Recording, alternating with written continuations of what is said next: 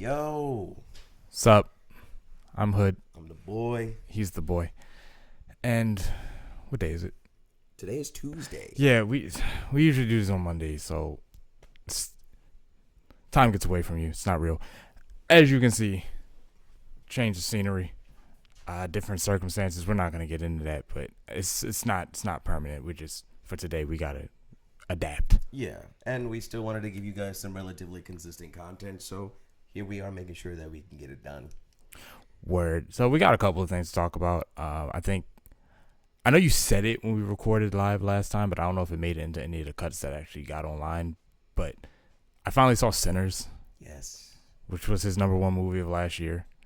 So we're going to chop it up about that. We both saw Wonderman.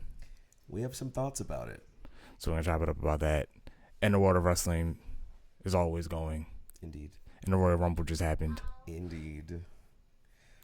So we definitely have some thoughts about that. Indeed. So I guess we can...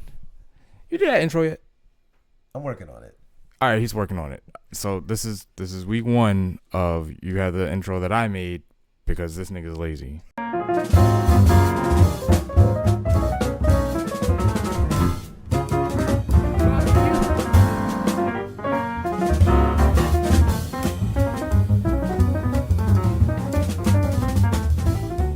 But anyway, Wonderman. Yeah. Okay. So we have some thoughts about this, Which we have not shared with each other. No. So this is gonna be new for the both of us.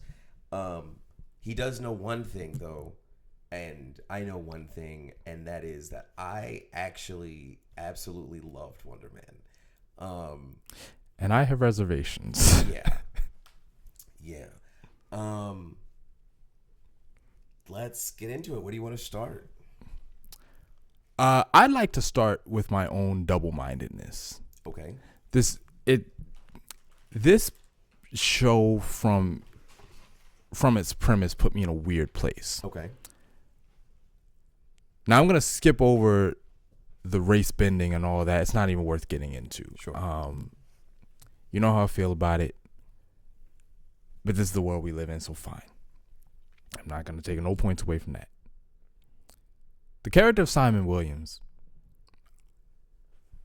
I'm not an expert in, but I know enough about Simon Williams from Avengers: Earth's Mightiest Heroes. And what's funny is that when this show was coming out and I saw the direction they were going in, I was like, okay, am I that guy that has really outdated information about the character? And mine is like the classic 60s run, and ever since 2005 the character's actually been in this other direction. So I actually looked up his comic book publication, and the story that I was familiar with is actually the story of Simon Williams. This acting thing is in there, but like I had to look for it. Like it's not really touched on in his fictional biography because it's not a huge part of him. So I was like, we're overblowing that part of the character. That's not the where's the guy that had to make a deal with the Masters of Evil because his body is failing on a molecular level, and Zemo has the Enchantress holding him together with sorcery and all that. Like, where's all of that? And that's where my double-mindedness came from, because as I'm watching it, I'm like, okay, but wait a minute. The acting part is a part of the character. It's not a huge part of the character, but it is part of the character. And you do have to do something so that these shows aren't samey. So we're doing Simon Williams, the actor, and the Wonderman part. We're not really doing the Wonderman part in that way. And I just had to accept that and run with that. All of that is okay. That's cool. It's not the Wonderman show I would have wanted. Okay. But I feel like the Wonderman show that I would have wanted would have gotten buried with every other superhero show, because it would have just been another guy with superpowers who has to do X, Y, and Z, blah, blah, blah. So I definitely have to at least applaud them for finding the uniqueness in his story and going in this direction that is also technically faithful to the source material. Yeah, it left me in a weird place as I was watching it. Sure. I'm gonna preface all this by saying, while I am an actor, I am definitely not as entrenched in the world as this show, so that does not really influence any of my thoughts. As I'm sitting there watching the show, I run into one, I think, big issue, as it were. But even though it is what I would consider to be a big issue, I was just I was so entertained with everything else that was going on that I'm okay with the fact that it was like this. It actually, interestingly enough, kind of in the similar vein as Sinners, where the first couple of episodes that we get for Wonderman, there's not really much happening. It's Simon going to this audition and his life's kind of falling apart, and you're just like, well, I hope it gets better. And you're watching the show hoping it gets better, but also, like, the show doesn't really start until like episode 4, which, like, if you're one of those I'll give it 3 episodes and then pass kind of people, then if you were to pass on this, then it makes sense. Especially because some of the really, like, I would say some of the best acting moments don't really show up until you get deeper into the show. Specifically, there's an episode where we go to Simon's mom's house for his birthday. I actually think that is the 4th episode. And that to me is really where it's like, oh my, okay, I'm here, I'm locked. But brief premise of the show, and then I'll kind of talk about my thoughts on it. Like you said, Simon Williams is an actor, struggling actor. He was on the set of American Horror Story, but he's one of those people that's like super analytical and very like, hey, maybe we should do this, maybe we should try that. He gives his thoughts and opinions. That spoke to me so much, man. So I was sitting there. I don't mean to cut you off. I'm gonna be quick. I was sitting there, and I was thinking about the plays that we do at the church, right? And I'm like, I have enough self-awareness to know not to be this guy for y'all's sake, so that we don't spend 6 hours on one line. But rest assured, I'm having these thoughts. So he's on the set of American Horror Story. He's giving all these thoughts and opinions, and they call the showrunner and is like, hey, he's doing that thing that we don't like. And so he gets kicked off the show. Then he gets home and his girlfriend breaks up with him. So his life is just really at the bottom. And we get the chance to see him interact with the other main character of the show, Ben Kingsley's character, Trevor, who was the Mandarin in Iron Man 3. No, he was not.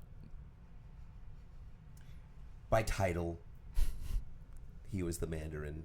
And technically, he was the Mandarin in Iron Man 3. He just wasn't the Mandarin from Shang-Chi. It's 2 different Mandarins.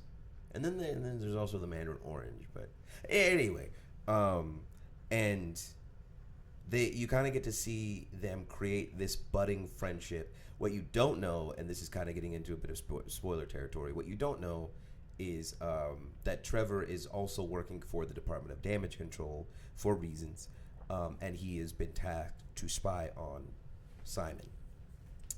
And so it's kind of seeing how their relationship grows as both actors in the field wanting to land the role of the titular character Wonderman, because that's effectively what they're going for, while also kind of playing on that dramatic irony of, we know why Trevor's here, but Simon doesn't, and when is that going to come to a head, and what's going to happen? And then the other very big elephant in the room is that Simon is a super. And in Hollywood, due to an incident with Doorman, who is a gentleman who got messed up via some Roxxon juice, and so he was able to create portals through himself. There was a movie that was happening where Josh Gad goes inside of Doorman to try and get to the other side of the movie or the other side of the set, and uh, he doesn't make it, disappears, and no one ever knew what happened to Josh Gad. So they were like, there are no supers that are allowed to be in movies. So with Simon being a super and his powers are linked to his emotions, whenever he is going through something that he can't really control, he vibrates. The world vibrates around him. His eyes glow like purple, blue, red. That kind of combination. And if it's really bad, he effectively creates a small, and I say small as in like he could level a building small explosion. And so those are all the elements that kind of bring the story together and what you're experiencing over 8 episodes. To explain why I loved it, ignorance is bliss in the sense that like not knowing anything about I had never heard of Wonder Man, which is why I wasn't super interested in this show. And so just watching this character specifically being played by someone who's such a good actor, just watching him go through all of that, and his story is so understandable, so relatable, and to a degree really heartbreaking. I was just like, I'm very curious and I'm very interested and very entertained, and I want to know what happens. I think we'll kind of I'll give it the Oreo, right? Something that I really loved. Like I said, I think the acting is phenomenal. Like we said, Yaya is an fantastic actor, and he does so well with everything that he's given, and everything that he does, that it makes it like you almost just can't help but watch it because you just want to know what happens next, specifically with his character. And then when you get to the penultimate episode where everything kind of comes to a head, that is the dude. There's not a lot of media usually that can make me cry, and I did not cry, but I just felt so heartbroken for him, when he starts to piece everything together, that I'm like I felt that, right? Simon's character is kind of a loner, that hasn't really had many friends, hasn't trusted a lot of people, and he's kind of kept it that way because of his powers, because he doesn't want to hurt people, but he's also really just kind of self-centered. So between the two of those things, it's like, how do I make friends while being genuine, while also not wanting to potentially destroy people, relationships, families, things like that. And just kind of watching him toe that line and have that balance is just really cool. One of the negatives I give, like I said, it does take a while to get into. Also, for as great as Ben Kingsley is, and I do think Ben Kingsley was fantastic in this, I don't particularly care much for his character. I think he does a really good job at balancing out the comedic side that Marvel tends to throw into their projects. But outside of him being the, I suppose, foil to his character, him being Simon, he doesn't really. I don't know. To me, I'm not gonna say he's not necessary, but I would be interested in like just what the show does with him not being in it.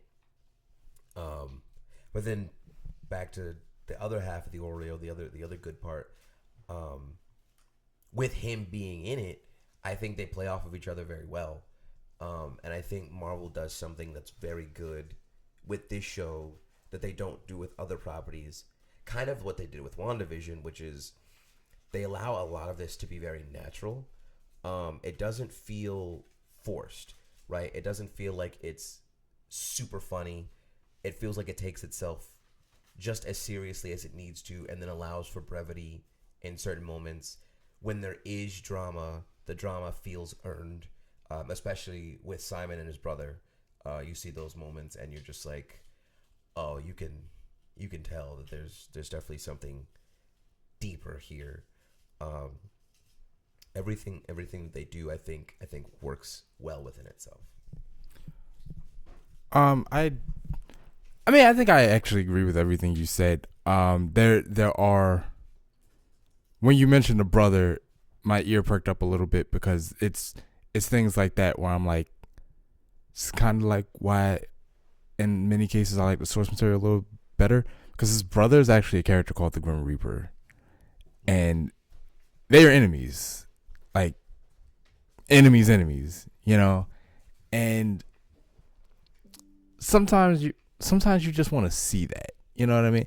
And not only did he not become the Grim Reaper, but as I was watching the show, I was like, he's not going to, But not only did he not become the Grim Reaper, but there was also no indication that it would ever even go in that direction.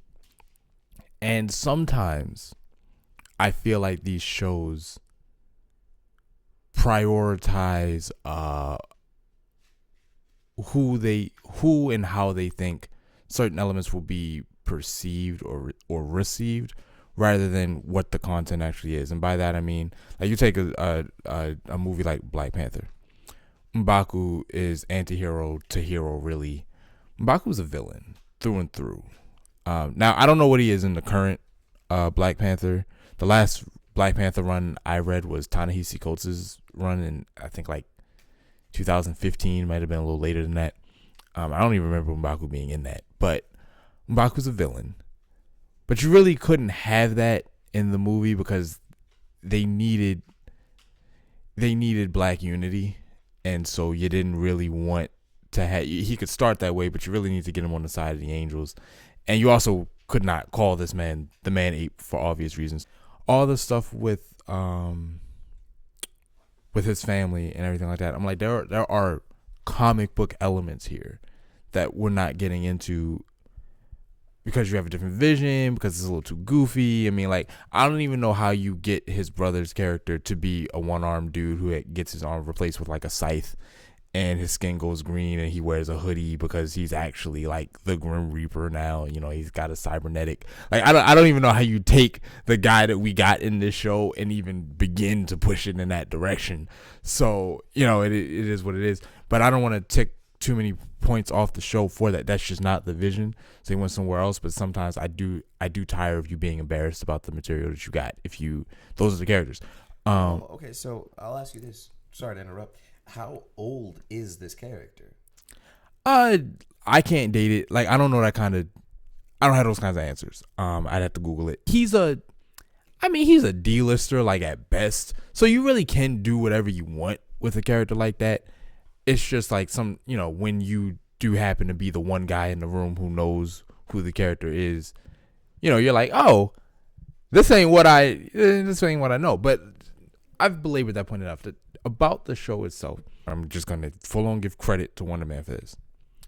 Wonderman did with Trevor what I wish Thunderbolts had done with Taskmaster, where the character was not well received the first. I mean, there are some people who liked it, but the character was not well received the first go round.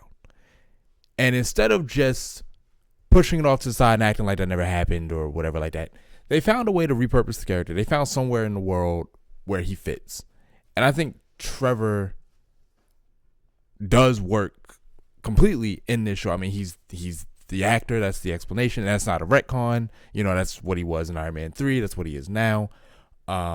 And Simon Williams is his actor, so he can give him all this experience and all these tips and like a mentor figure.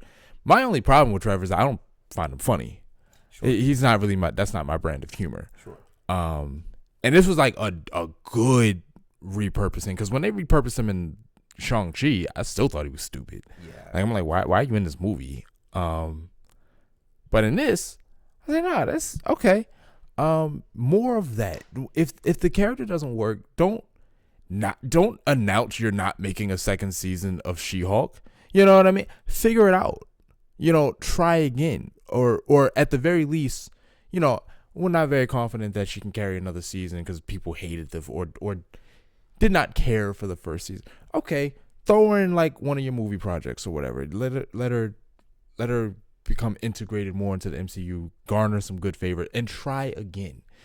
Lord knows you have enough projects. Try again. If nothing else, as much of you might consider this a slap in the face, but if nothing else, just recast and get new writers.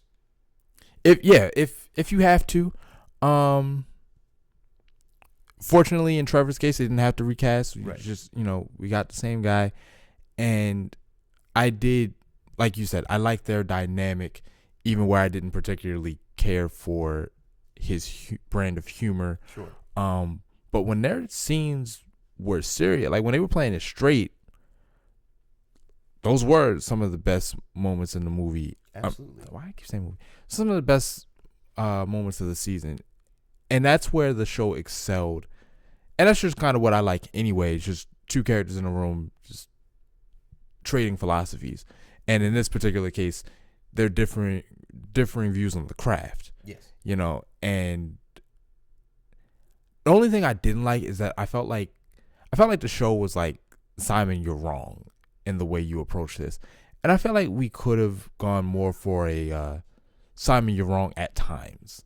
Like, there are times where you need to simplify it, and you need to you need to be able to tap into the human element that you are, like we can't really teach it to you.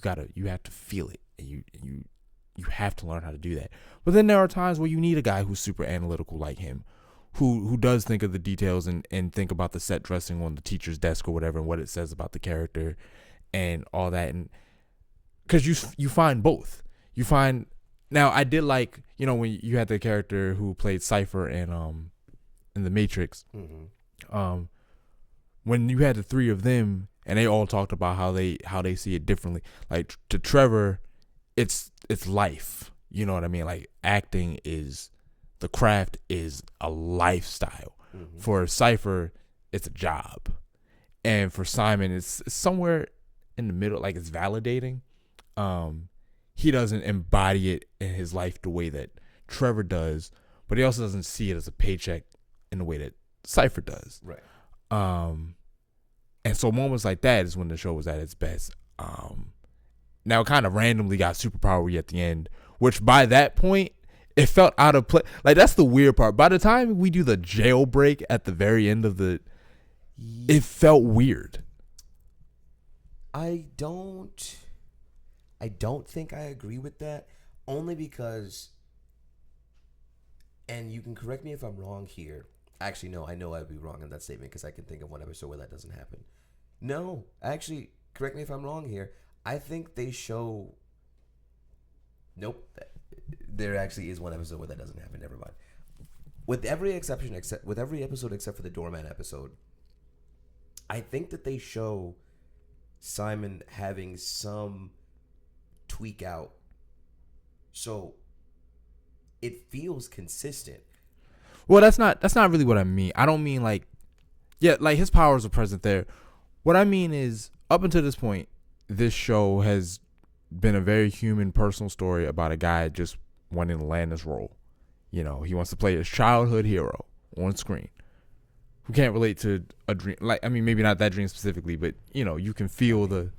You don't want to be Captain America? I would love to be Captain America. Well, there you go. So I get that. What I mean is, for that to be the show all the way up into the last 5 minutes, and then he orchestrates a jailbreak, and then it's credits. That's a weird way to end that show. That's super strange, bro. Because the implications of that. Because remember, it basically ends with Ben Kingsley saying, that huge explosion at Hollywood or wherever they were, that's me. I blew that shit up. I am the Mandarin. I lied about lying. Like, I actually have been that guy the entire time.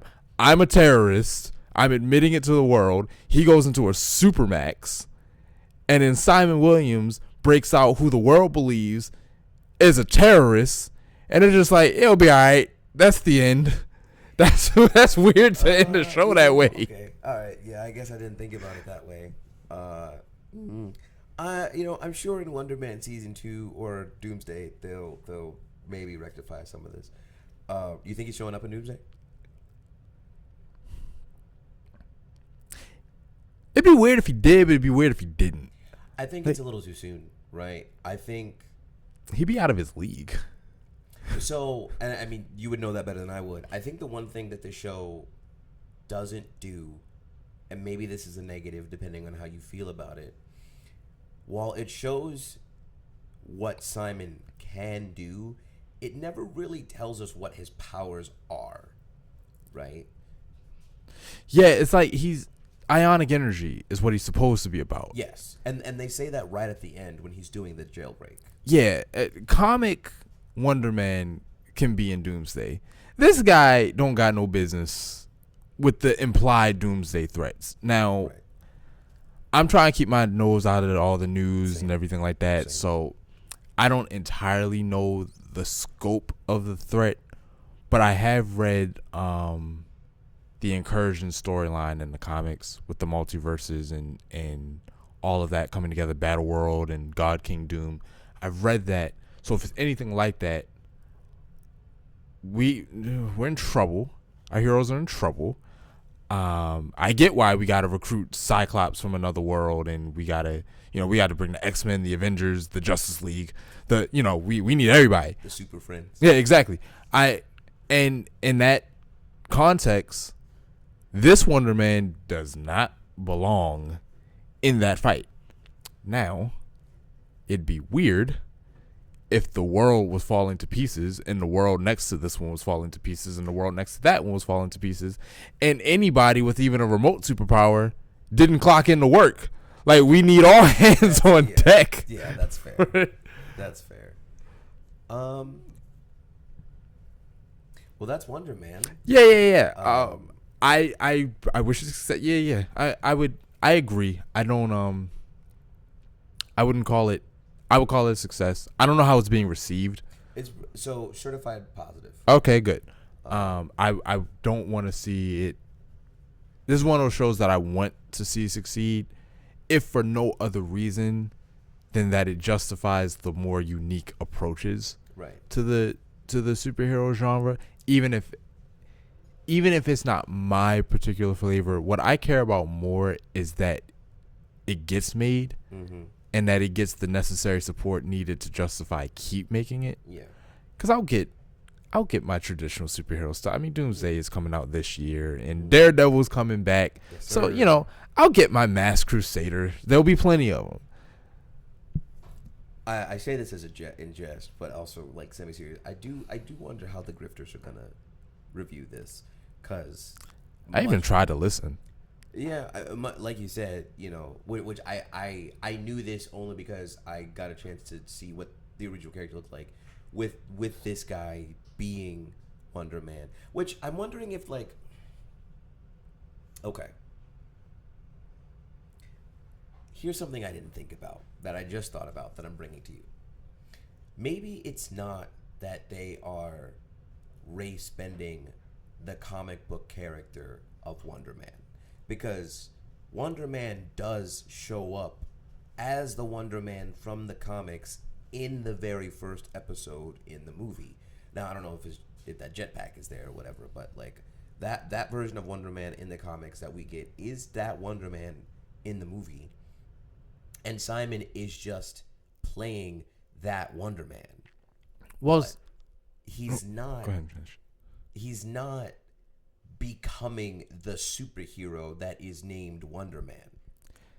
Yeah, that's true. And I actually had that mini debate as I was watching it. Now here's the problem.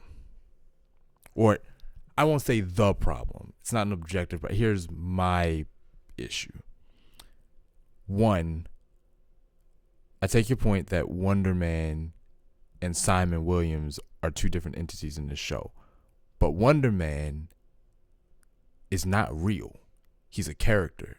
Like, he's a character that Simon grew up watching. Mm-hmm. So while he is the original Wonder Man, he's not the original Wonder Man because that's not Wonder Man. That's a fake character in the world of the MCU.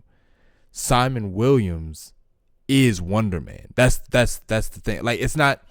We're not looking at a situation where, like, let's say, for example, Falcon and the Winter Soldier was about Sam growing up watching movies about Steve Rogers, and Steve Rogers was fictional in the world of the MCU.